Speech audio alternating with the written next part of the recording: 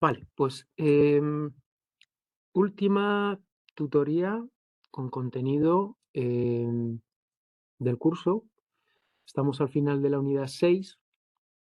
Nos quedan un par de secciones. Posiblemente el resto de tutorías que hagamos, pues bueno, serán ya de dudas. Quien quiera conectarse y preguntar dudas, pues estará abierta la tutoría, pero ya no se va a presentar temario porque en principio ya se ha presentado en su en completo, de tal manera que, bueno, si alguien tiene dudas, pues también dejamos un par de semanas un poco para que preparéis la prueba y podáis presentar dudas de última hora. ¿Qué vamos a...? Bueno, recapitulamos un poquito, ¿no? De dónde estamos con esto de Git, que como veis hay bastantes videotutorías, bastante material, porque yo creo el tema se lo merece. Se lo merece porque es algo que tenéis que manejar, ¿eh? Y hay muchas de las unidades, yo os vengo contando que un desarrollador no necesariamente va a configurar un DNS, ni va a configurar un servidor FTP, ni va a trabajar con servicios de directorio, ¿eh? Eso os lo adelanto. Está bien que lo sepáis y manejéis y os manejéis un poquito con Linux y con este tipo de configuraciones y de servicios, pero no, raro va a ser si en vuestro día a día de desarrollador tenéis que emplear esto o aplicarlo, ¿no? al curro. Sin embargo, Git sí. Git y GitHub, que es un poco el repositorio de los repositorios Git en la nube, es algo que vais a usar desde el primer día. Con lo cual, hago hincapié. Esto es algo que es una parte pequeña del curso, pero para vosotros, si queréis de verdad extraer lo más útil y lo más aplicable, esta es una parte en la que tenéis que hacer ese esfuerzo y llegar a la empresa, si es que estáis, luego vais a hacer prácticas o ya estáis trabajando, pues tener ese conocimiento. Vale, entonces, la unidad la fuimos desarrollando poco a poco, fuimos desarrollando temas más conceptuales, luego entramos en el ámbito del uso de Git. Dentro de Git trabajamos en un ámbito muy local, simplemente creando esas fotos fijas, esos commits. Luego vimos que Git y los sistemas de control de versión en general nos dan la posibilidad de abrir como líneas en paralelo de desarrollo en la vida y en el proceso, en la metodología de desarrollo de un proyecto. A veces conviene no ir sacando fotos secuenciales de un proceso único, de una evolución única de, del desarrollo del proyecto, sino que a veces desde un punto conviene como abrir dos vías, dos vías en paralelo, o quedar con una parada y abrir una de alguna manera colateral, de tal manera que si esa vía no nos lleva a ningún sitio, podamos volver rápidamente a la vía donde abrimos esa segunda rama. Es un poquito. Entonces hay muchas utilidades para ello. eh, y este modo de trabajar con ramas, con branches, eh, es interesante también que lo podamos manejar dentro de Git, ¿vale?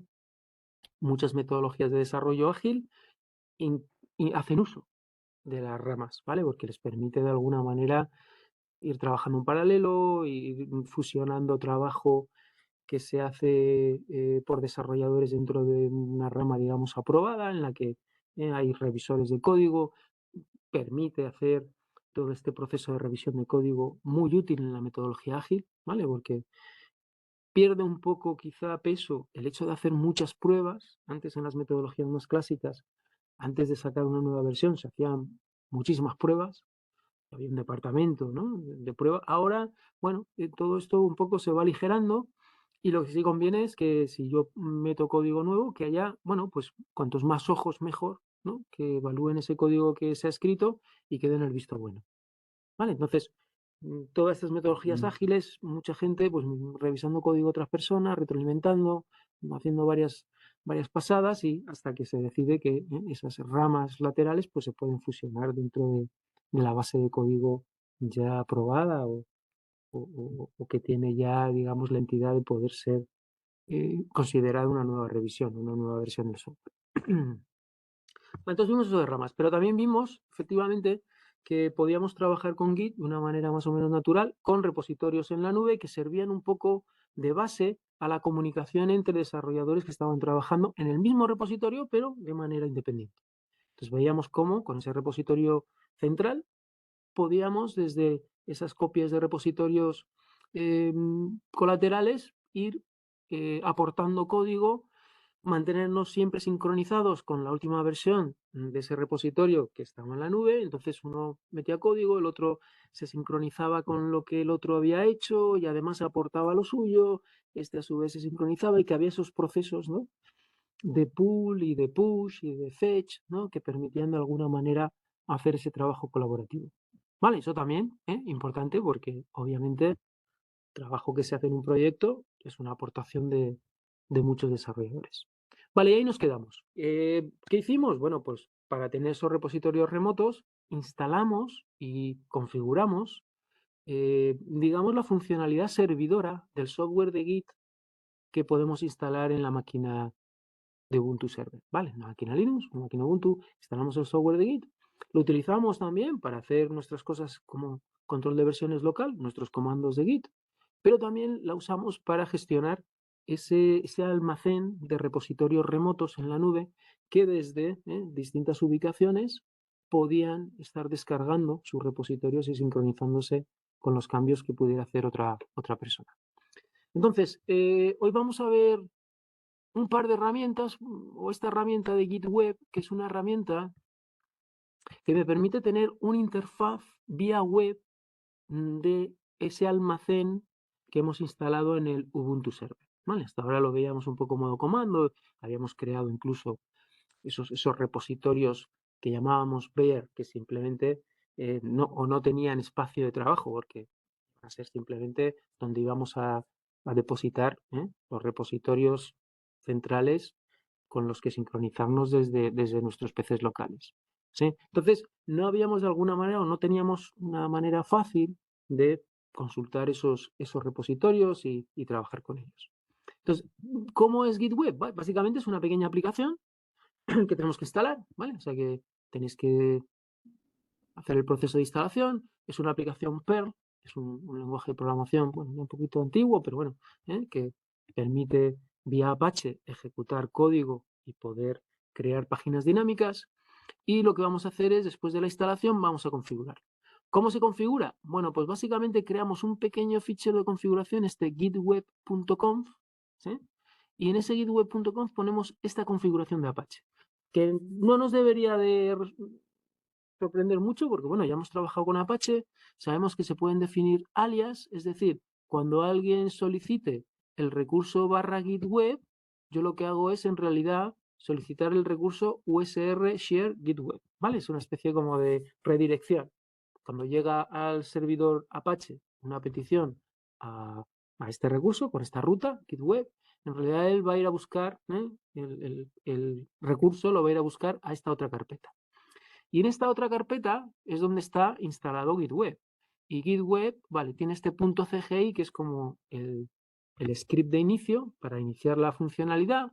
Se pone una serie de opciones, se le dan permisos y básicamente se establece una variable de entorno. ¿Vale? Eso son todo directivas de Apache.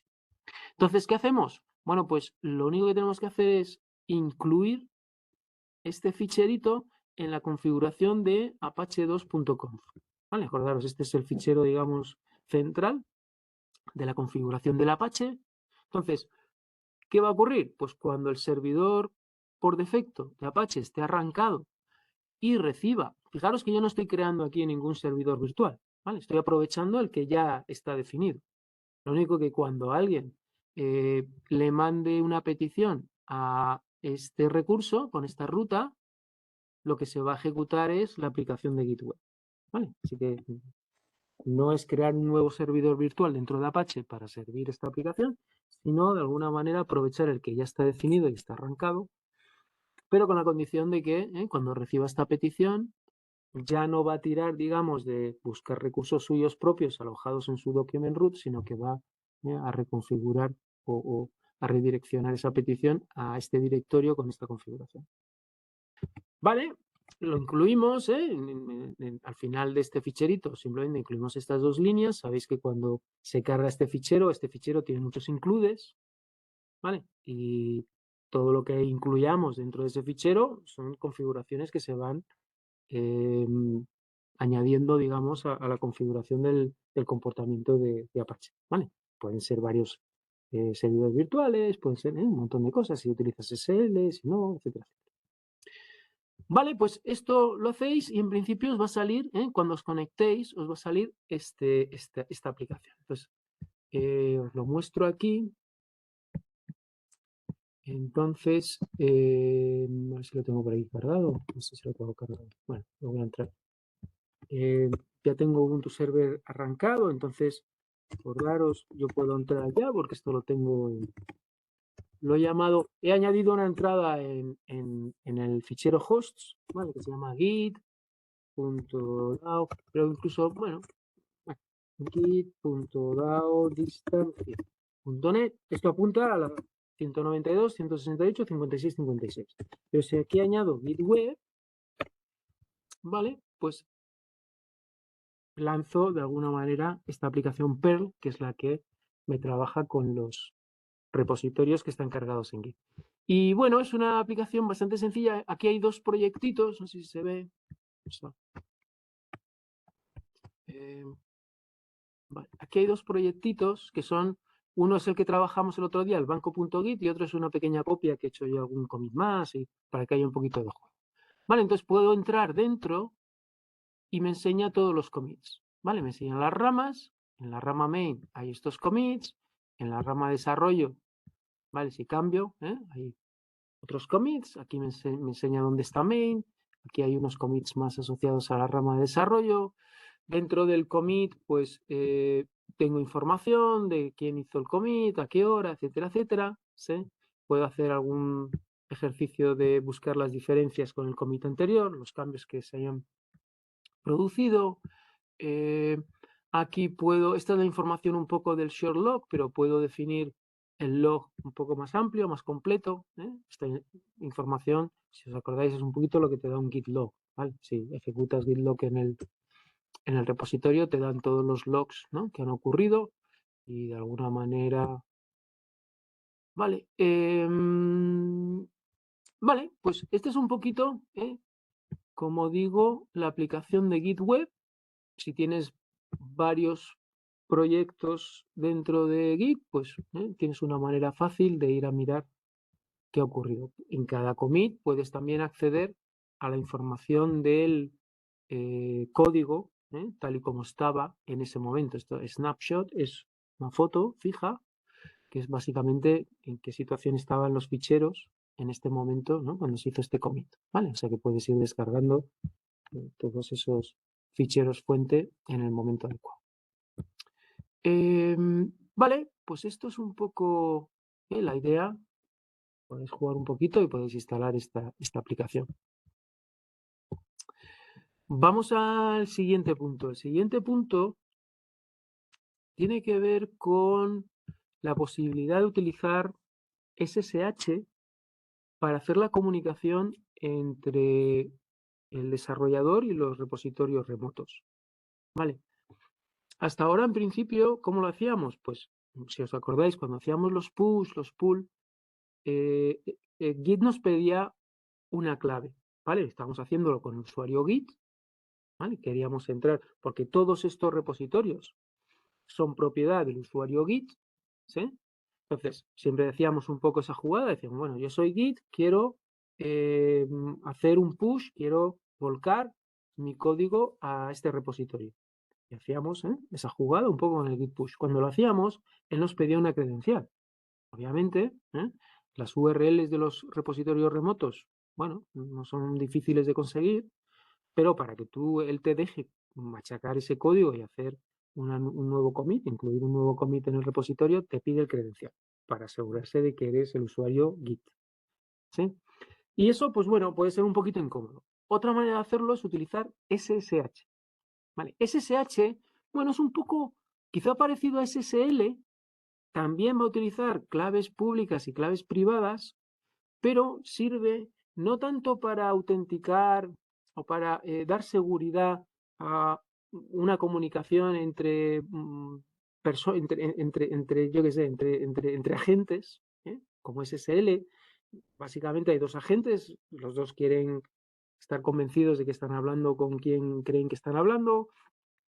Tienen la posibilidad también de encriptar información, bueno, todo lo que vimos, ¿no? En el uso tanto en HTTP como en FTP. SSH está muy orientado al acceso remoto, ¿vale? Entonces, lo puedes utilizar para hacer un login remoto o en este caso lo puedes utilizar para que te autentique Git sabiendo que tú eres quien dices que eres, ¿vale? O sea que es una especie, utiliza unas tecnologías parecidas, pero SSH siempre puede estar más bien orientado a accesos remotos. Bueno, ¿cómo funciona? Bueno, pues nosotros vamos a generar una clave RSA del tipo asimétrico que veíamos, eso va a tener una clave pública y una clave privada. La clave privada la vamos a mantener nosotros en secreto y la clave pública se la vamos a grabar al servidor de Git. ¿Vale?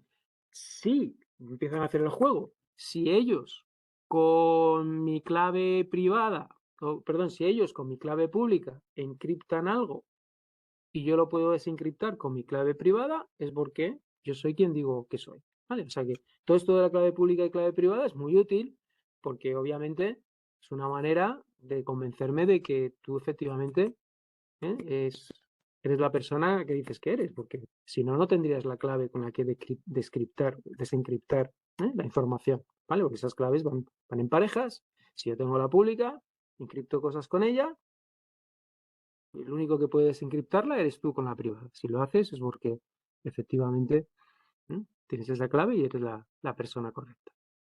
Vale, entonces, como os digo, el proceso es muy sencillo. El proceso simplemente conlleva generar la clave, copiarla en el servidor Git y a partir de ahí ya la comunicación SSH ya debería de funcionar. Ahora, ¿dónde van estas claves? Bueno, pues normalmente, voy a subir esto. La manera normal es si ejecutas este comando, vamos a ejecutarlo un poquito, aunque no lo terminemos de generar, pero bueno, para que veáis un poquito. Vale, lo estoy ejecutando en Git Bash. Hacerlo en Git Bash, ¿vale? Si lo hacéis en el CMD de Windows, a lo mejor no funciona porque no tiene estos comandos, ¿vale? Lo más útil, porque Git Bash sí que viene con toda este repertorio de manejos de las claves SSH. Si no, a lo mejor lo tenéis que hacer con PuTTY. PuTTY también lo hace, en la misma herramienta con la que hemos estado conectándonos remotamente a las máquinas virtuales, también tiene la capacidad de generar este tipo de claves, ¿vale? Pero lo más sencillo yo, un poco teniendo Git Bash instalado, es utilizar Git Bash. Vale, pues vale, este comando simplemente lo ejecutas. Este es un comentario con el correo, no es tampoco algo totalmente necesario, ¿sí? Es un comentario simplemente pues, que le da un poquito más de información a este par de claves. Te dice dónde lo guardas. Siempre lo va a guardar estas claves en esta carpeta oculta, en .ssh. ¿Vale? Ahí es donde van a ir a parar las claves que se crean, las claves SSH, que se crean porque en principio quieras acceder a distintos servicios. Puede que necesites varias. Cada vez que quieras acceder de manera remota a un servidor distinto, pues necesitas una clave distinta. De hecho, nosotros aquí no lo vemos, pero hay un software que te hace un poco de gestor de claves, porque esto se puede complicar, ¿vale? Puedes tener muchas, a muchos sitios distintos, y hay un paquetillo de software que puedes instalar y que te permite gestionarlas de una manera más o menos ordenada, ¿vale? Nosotros no nos vamos a meter. Imagínate que, yo qué sé, vamos a llamarlo test RSA. Vale. Vale. Te pide una frase. Nosotros no vamos a meter un password como la frase. Vale, lo dejamos ahí. .ssh. No lo ha creado. Vale, porque no le he puesto el path completo. Vale. Porque aquí. Vale, aquí tendríamos que poner el path completo.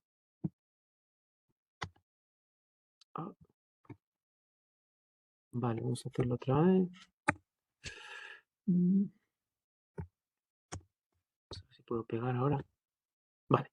Y este, en vez de IDRSA, que es el nombre un poco por defecto de la clave, pero obviamente si tienes varias, tienes que utilizar nombres distintos. Vale, si ahora vamos a SSH, ya debe... tampoco, porque no me lo he creado. Ah, no, no such file. Vale, que se me ha colado ahí. Vale, un segundito.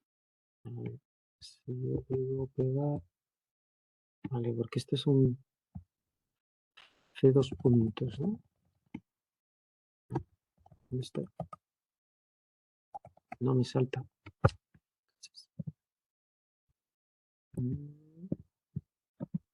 Bueno, vamos a volver. Así es esta. Vale, ahora vamos a hacer esto largo para que no me salte la línea.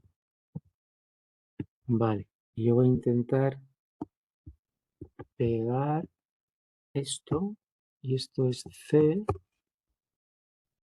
dos puntos, barra.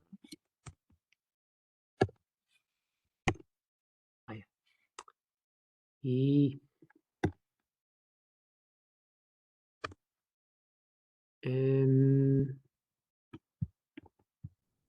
si no paso, si no es esta, y os enseño alguna clave que hay. Dos puntos, nada, no. Bueno, si ponéis el path, con el nombre, os va a crear el ficherito. Tal cual. Bueno, me sabe mal. Voy a teclearlo. C, dos puntos, barra, users, profesor, no sé si lo trajo. Punto SSH, y aquí decimos el test, RC. ¿Vale? ¿Y ahora qué? Vale, ahora te lo ha creado, ¿vale? Entonces, ¿qué te crea? Fijaros, crea dos ficheritos. Esta es la clave privada y esta que pone .pub es la clave pública. Esta es la que tendríamos que copiar. ¿Vale? Entonces, lo podéis editar, ¿vale? Son claves, vamos a centrar, de este tipo, ¿vale? Aquí termina la clave privada, ¿vale? Estas claves, obviamente, las claves privadas, tenéis que mantenerlas siempre en secreto, ¿vale? Esto es como vuestra firma, ¿no? Si alguien la roba, la coge, obviamente luego puede utilizarla en vuestro nombre. Y la pública, cast, test, RSA, en este caso, .pub, ¿vale? Pues es un poquito más cortita, así es como, ¿no? un resumen de que se genera a partir de la clave privada, ¿vale? Están emparejadas. Vale, con esto ya podríamos copiar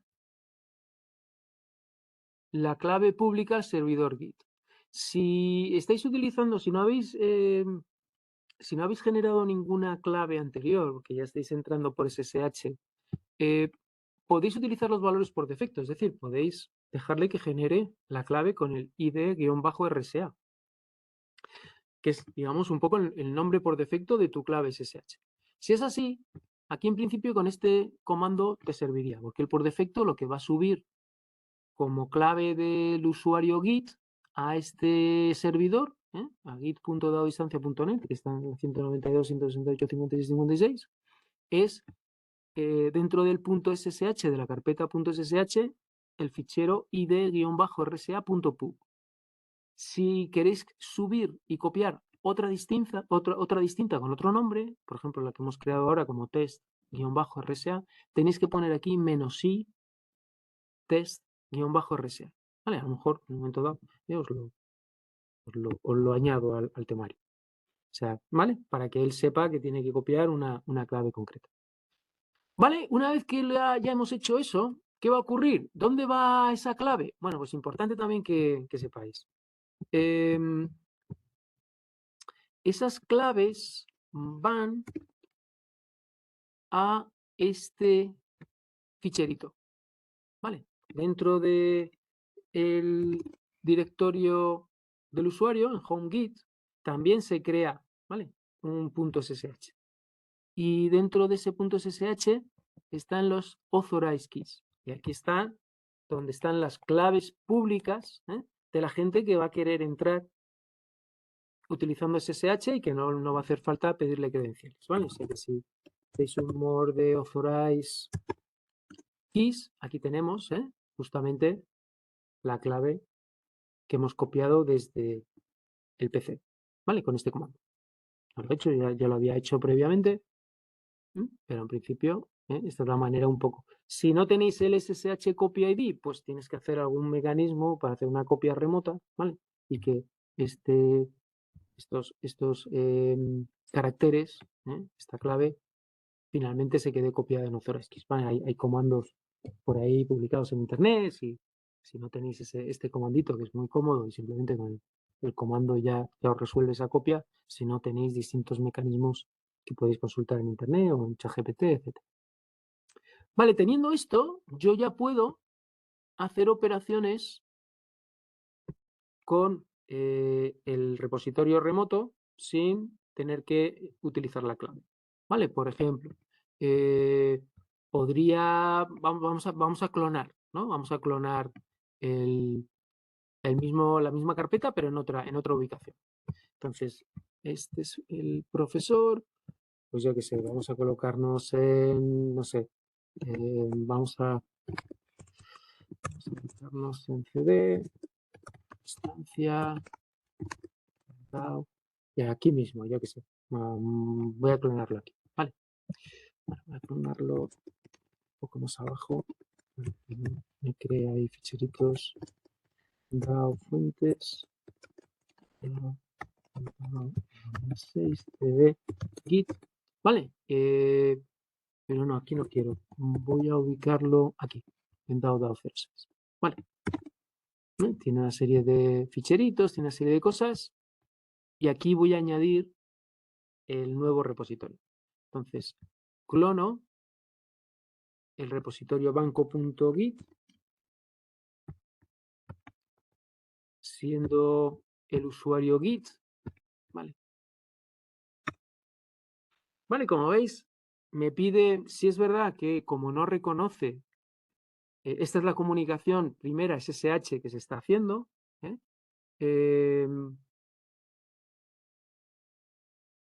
de alguna manera te está pidiendo que le des visto bueno a este código, que es el código del servidor, ¿vale? Para que tú también te asegures que estás iniciando una comunicación con el servidor correcto, ¿vale? Esto es una cosa que hace SSH para que no inicies una conversación con alguien que piensas que es un servidor, resulta que es otro.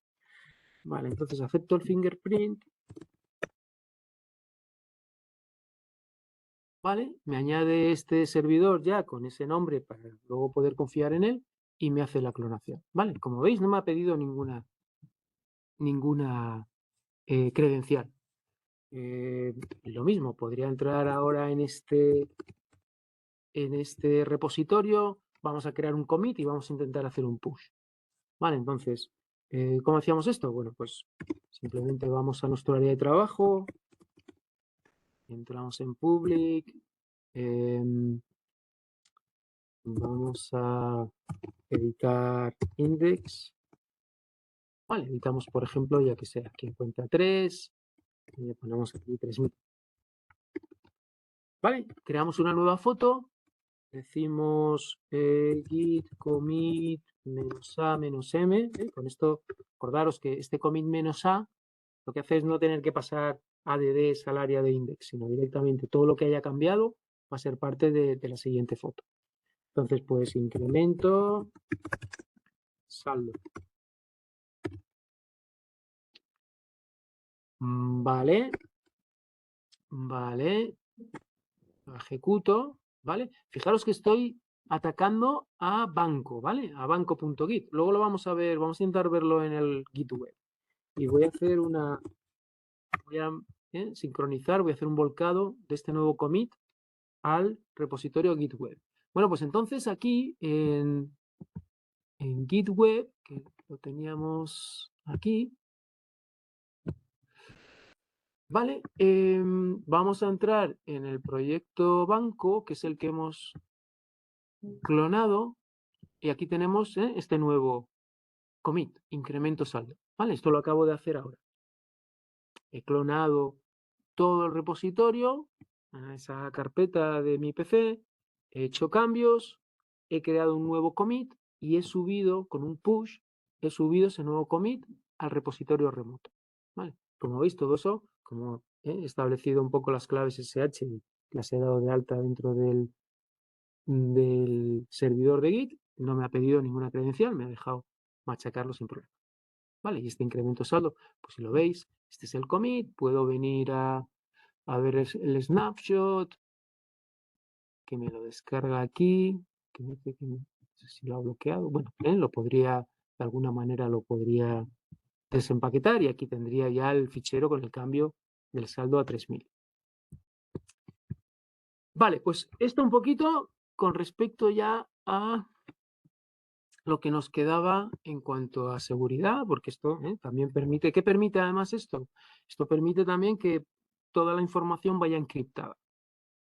¿Vale? SSH encripta también toda la comunicación para luego, o para que no tenga problemas de seguridad, que alguien pueda leer el contenido de la comunicación y pueda pues tener ese acceso a la información. ¿Vale? Vale, última cosita. Todo está muy bien, ¿no? Y esto de Git, pues bueno, a lo mejor dice, joder, pues vale, pues a lo mejor en mi empresa, en vez de utilizar GitHub, pues utilizo un servidor de este tipo y monto Git y así no tenemos que nosotros grabar nuestro código a la nube, a algo que es propiedad de Microsoft, ¿vale? Porque GitHub es propiedad de Microsoft. Y es verdad que te da esa impresión de que todos los repositorios que quieras son privados, pero al final se los estás grabando en sus servidores, ¿vale? O sea que es privado menos para él, ¿vale? Entonces alguien dice, no, yo mi software es un software que no quiero ni exponerlo a este tipo de proveedores porque, bueno, pues quiero mantener un poco la seguridad de que nadie lo va a replicar ni nadie. Entonces, pues me monto yo mi servidor en una máquina Linux y ahí nadie tiene acceso a ese código, ¿vale? Con estos mecanismos. Lo normal es que las empresas pues se apoyen en estos proveedores, ¿no? Tanto GitHub como GitLab, como Bitbucket, hay varios. Y bueno, pues un poco acepte un poco esa situación. Y muchos programadores, obviamente, que trabajan por libre o que obviamente utilizan estos repositorios. Vosotros, pues muchos de vosotros ya tendréis cuenta en GitHub, ¿vale? Seguro que tendréis ya vuestra cuenta en GitHub porque habéis estado haciendo ya programas y los queréis subir a la nube. Y queréis tener copias y queréis un poco poder manejar un poco esa seguridad en el transcurso del desarrollo del proyecto. Vale, yo también he creado aquí una cuenta con mi cuenta institucional y aquí tengo, en principio tengo proyectos. ¿Cómo funcionaría esto? Ya para terminar. Bueno, pues te creas una cuenta, vas a la página principal de GitHub, te permite hacer un sign up, das un correo que te valida, bueno, y a partir de ahí ya tienes una infraestructura en la que puedes dejar aquí tus repositorios, ¿sí? Puedes ir creando repositorios y puedes ir trabajando con ellos. ¿Cómo podría, vamos a hacer un poco el ejercicio de yo tengo este repositorio, ¿vale? Que me he bajado de banco, ¿cómo puedo ahora subirlo a GitHub, ¿vale? Si tuviera cuenta. Vale. Vamos a hacer una cosa. La primera cosa a hacer es, vamos a borrar el remote o la conexión de este repositorio con el repositorio que tenemos en Ubuntu Server, ¿vale? Con el servidor de repositorios de Ubuntu Server. Porque ahora lo tengo que redirigir, ¿vale? Lo tengo que redirigir a un repositorio que esté creado en GitHub, ¿vale? O bueno, vamos a crear aquí uno nuevo. Antes de borrar el remoto, porque a lo mejor en vez de borrarlo, lo que vamos a hacer es cambiarle la URL del que apuntaba al que estaba en Ubuntu. Vamos a intentar cambiarlo al que apunte a este nuevo repositorio. Entonces vamos a crear uno nuevo, ¿vale? Nuevo. Y, ¿vale? Creamos un nuevo repositorio. Bueno, va a ser público. Vale, no vamos a crear nada de estos ficheritos, ni el git ignore. No sé por qué, hay veces que no carga los CSS. A ver. Vamos a intentar. Vale, ahora tiene mejor pinta. Vale, no sé por qué a veces no carga los estilos. Bueno, vamos a ponerle un nombre de repositorio y lo vamos a llamar banco. Vale, porque ahí es donde vamos a dejar nuestro código. Lo creamos. Vale, ya tenemos un repositorio vacío, igual que teníamos cuando trabajamos en el servidor Ubuntu Server. Creamos un repositorio sin espacio de trabajo, vacío. Y sobre ese, de alguna manera, empezamos a descargar, a volcar ficheritos y fotos fijas y todos los commits, etcétera, etcétera. Bueno, pues aquí ocurre lo mismo. Entonces, vamos a trabajar las URLs que tenéis en GitHub tienen como dos posibilidades. Puedes trabajar con una URL orientada a HTTPS, ¿m? Te va a pedir, si no tienes los credenciales claros o si necesitas los credenciales, te los va a pedir para asegurarse de que eres quien dice que eres. O también puedes utilizar URLs que están orientadas a SSH. Nosotros hemos utilizado, en principio, estas. Acordaros un poquito de cómo hacíamos, nos referíamos al repositorio remoto y en principio utilizábamos estas. SSH funciona de la misma manera. Si no tiene la clave pública, si no la has grabado en la clave pública, te va a pedir el password. Te va a pedir la clave, el password de Git, que era lo que hacíamos al principio. Entonces nosotros, bueno, no sé, vamos a utilizar esta, HTTPS, ¿vale? Vamos a utilizar esta URL para poder direccionar o poder conectar nuestro repositorio con este remoto. Y fijaros, estamos haciendo este mecanismo. Te dice aquí qué pasos tienes que seguir para poder conectar o hacer push de un existing repository from the command line. Nosotros tenemos ya un repositorio existente en el PC, el que acabamos de clonar del otro almacén, y queremos, en principio, hacer un push aquí a GitHub. Vale, pues lo primero que tenemos que hacer es hacer este cambio del remote. ¿Vale? Como veis, bien añadir un nuevo remote, o bien, como nosotros ya tenemos un remote, vamos a hacer otro comando que en vez de add es set URL. ¿Vale? Estamos cambiando la URL. Entonces, origin es el nombre del remote. Acordaros, por defecto lo llaman origin. Y ahora vamos a cambiar nuestro remote y vamos a ponerle esta otra URL. Vale, con lo cual, si vemos los remotes que tenemos definidos ya en este repositorio, como veis, ya no apuntan a nuestra máquina de Git, ya no veis aquí nada de git.dadistancia.net, sino que apuntan a este repositorio que acabamos de crear en GitHub. Vale, este otro comando no haría falta porque ya nuestras branches ya se llaman main, git branch, o sea, puede ser, vale, como veis, ya se llama main, main. Esto lo hace porque todavía puede haber repositorios que la rama principal la llamen master.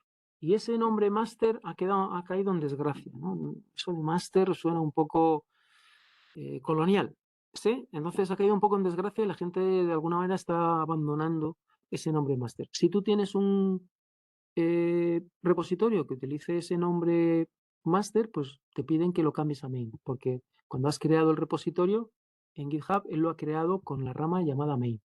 ¿Vale? Entonces las ramas tienen que coincidir. La main tiene que, de alguna manera, ir a la main que has creado.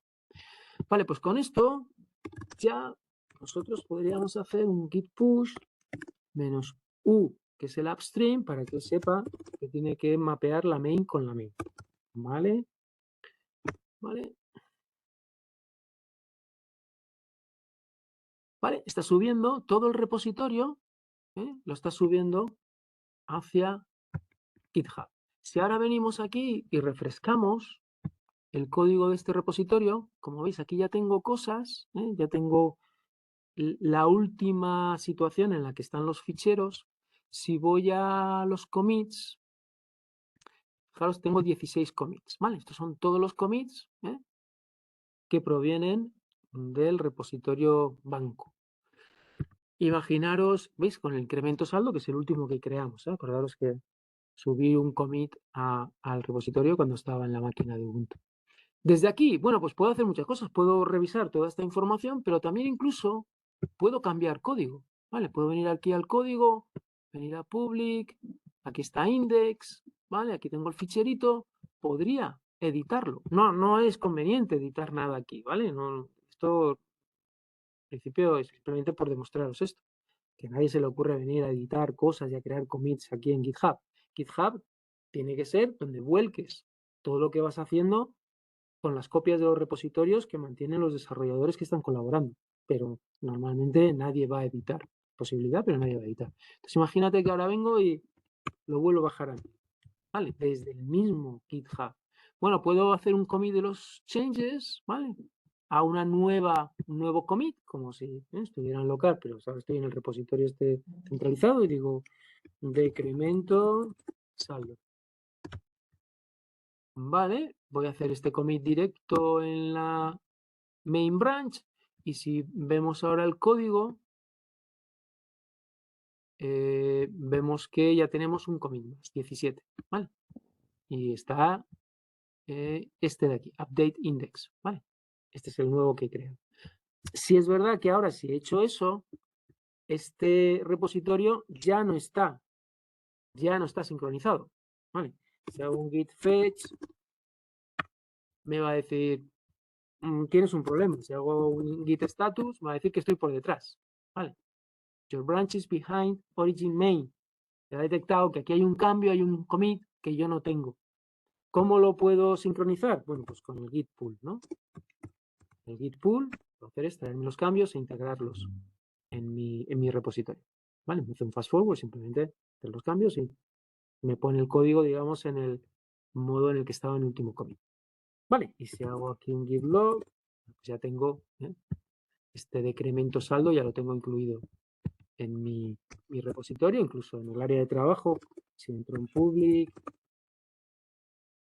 ¿vale? Si hago un nuevo index.php, aquí ya tengo de 3000, ya tengo el valor 1000, que es el cambio que he hecho dentro de GitHub. Vale, pues esta es un poco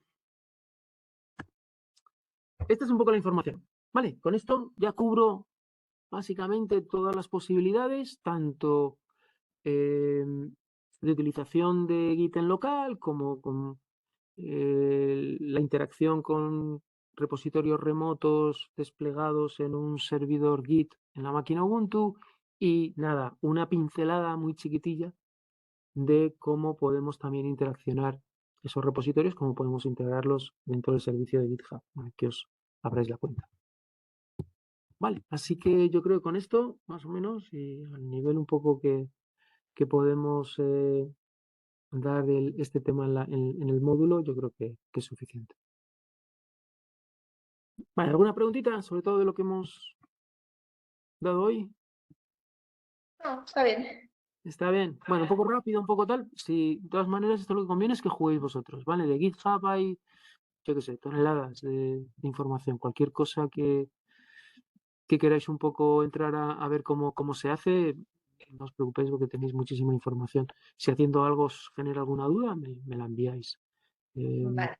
Vale, pero como digo, merece la pena un poco meterse por esto porque lo vais a aplicar rápidamente. Vale, pues nada, tengo grabadora.